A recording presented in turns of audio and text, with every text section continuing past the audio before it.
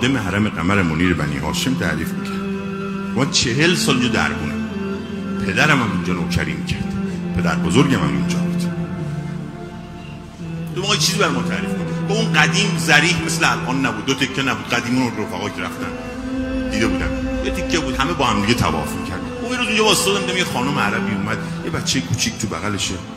شروع کرد طواف کردن دور مزار قمر منیر بنی هاشم آقازاده ام البنین.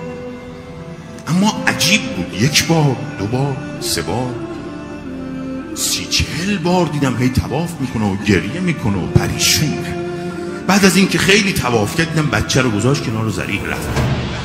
ساعتی گذشت دیدم که بچه شروع کرد به گریه کردن. گفتم نکنی بچه رو گذاشته سر راه رفته اومده گذاشته اینجا. بغلم کردم بچه رو تکانش دادم دیدم آرام نمیشه. دنبالش گشتم نه نیست. گفتم یا ابوالفضل. رفت مادرش. گشتم گوشه کنار سندم یه خانومی خوابیده. متوجه شدم اونه. صداش کردم حاج خانم. دیدم نه متوجه نمیشه. حاج خانم بلند شد. گفت بله چی شده؟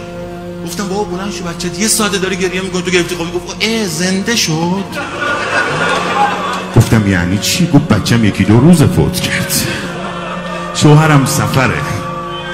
ما فقط همین یه دونه اولادو داریم.